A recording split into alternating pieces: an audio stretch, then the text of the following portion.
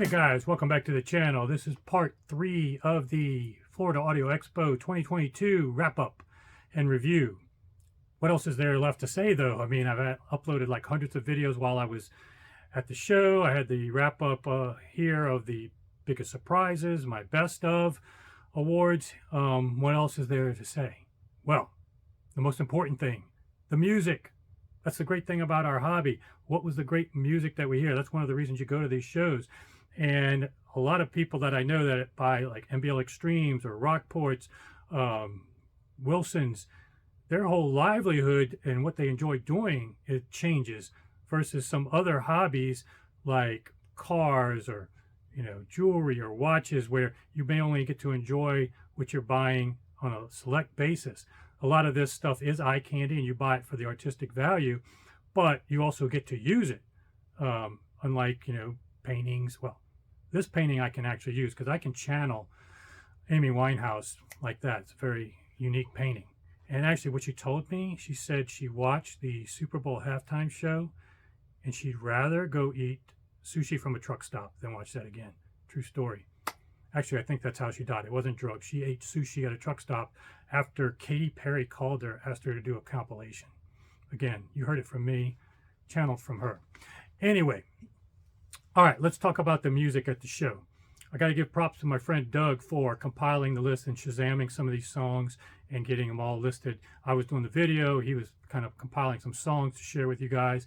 And the only ones I'm going to share with you are the ones that are non-audiophile that I've shared in the past, like the Keith Don't Go, the Chris Jones stuff, Tim Panalley, Hugh Masekela Hope. I have another video with all those. If you've been a long-time subscriber, if you're just new, I have a video with all those tracks. But particularly in this list, I want to give you ones that I heard that really have good crossover value for people that aren't audiophiles. So there's an Ed Sheeran track that would be great to play if a young person comes over, wants to hear something they've heard on the radio or their car, but never heard it like this before. You know, it sounds really good. I've played it on my system several times now. I like it. There's a one by Cyndi Lauper, a cover. You wouldn't think she would be audiophile female vocals. Sounded great. Elvis, you know, so depending on certain tracks here, you may find stuff that you enjoy and also things that you can play for others that aren't audiophiles and they will enjoy as well.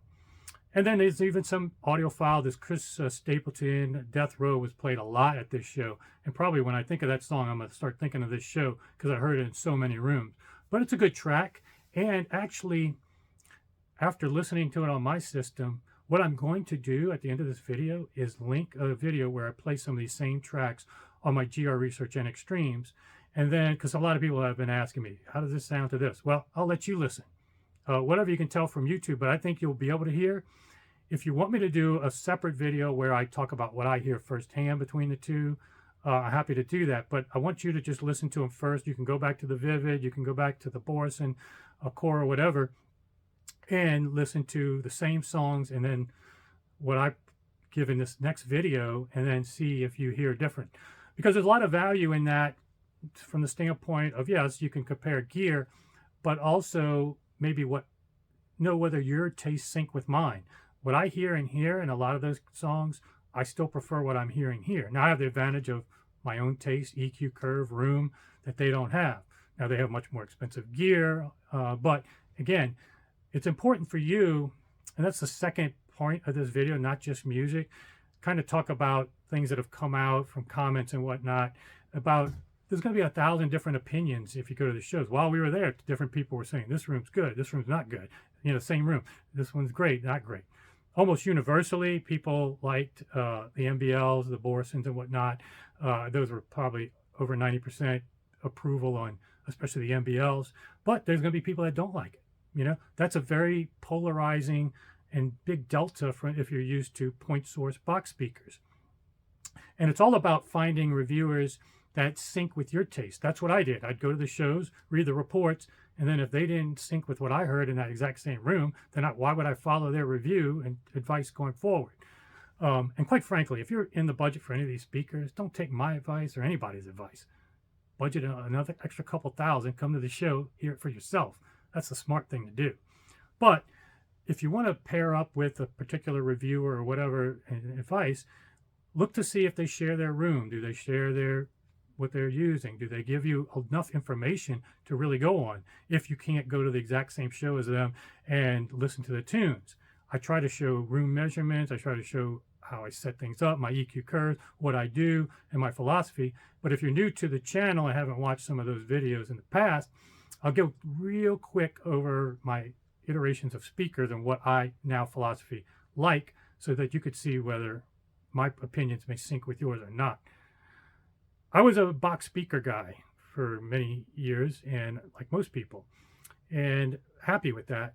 But two things started to bother me. Number one, the height on the ceiling, the height of the soundstage was always 2/3 or below at most, and kind of like this, not even out to the end of the room. And then, particularly when the Esotar tweeter came out, I started just thinking that these speakers are just shouting at me, the point source box speakers. And it never really convinced me I was listening to music. And sometimes it gets fatiguing, and they're not always very coherent. There's a lot of overlap sometimes with the crossovers, but then you have two drivers playing the same frequency. It's almost like two people singing the same song. And a lot of that stuff started to bother me. And so then I decided to migrate. I found one type of box speaker that didn't.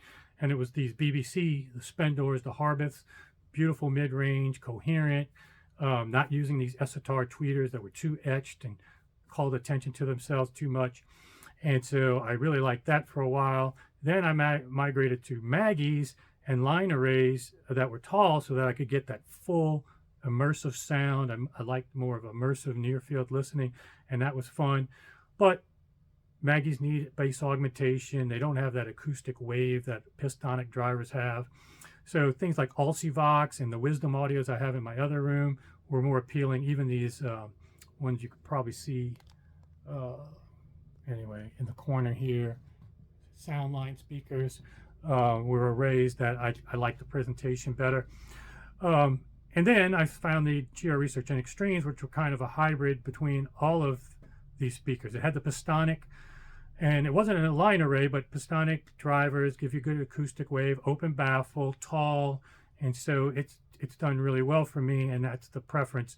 Now, MBL Extremes are even further into that omnidirectional instead of open baffle. They are a dramatic change, but man, you know, most everybody I know that's bought them, two people I know bought the Extremes, one's got the 101Es.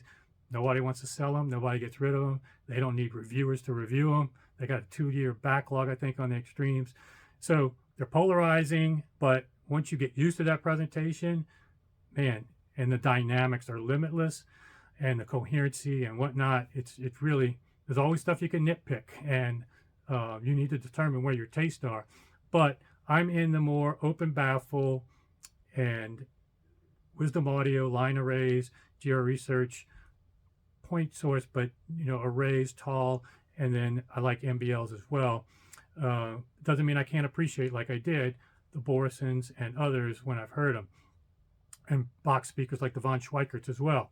But just to let you know where I stand in my preferences, so that if that doesn't sync with you, then you might want to find somebody else in terms of just use my advice for entertainment value. So just wanted to get that out the way, and also share some music tracks where you can kind of hear now a difference between this open baffle presentation, because it should be audible on even YouTube, how transients are dealt with differently when it's in a tight box, Pistonic versus an open baffle. Here I've got full range with subs. So do you hear a difference in the body and decay after the note? Does one do better with transients? One do better with decay? You know, does one have a bump at 200 hertz? One thing you're going to notice with these tracks, very important, I want to get out there, that I noticed, is that some of these tracks actually can sound better if you have sometimes a room issue, a bump at 200 hertz. Some of these tracks, when it's just the bass, it adds a little punch to it and an extra flavor that is more enjoyable. But then when the vocals is talking in that 200 range or singing in that range, it gets a little heavy and not unnatural. So sometimes an empirical weakness can be a strength for a song, and vice versa, which puts even more importance on when you're demoing speakers. Don't always choose these easy tracks that have that rolling bass note, like the Chris Stapleton, like the Keith Don't Go, Tin Pan Alley, Fink, Dire Straits, Bosque. Those will fool you with the weaknesses. And that's what I heard firsthand. Playing one song, I kind of liked the Vivid better. But then when I played the other song with vocals, I liked this better. And then I realized what that frequency was that was accentuating one and not and making it bad in the other. So I'll let you play those. If you want me to do a video wrapping up my thoughts firsthand, happy to do that as well. But I'm kind of fatigued. I need to take a little break. I've been doing videos too much. But I am booked for Expona, so sign up, subscribe. Thanks for watching, guys, and supporting the channel. And I'll see you back here soon.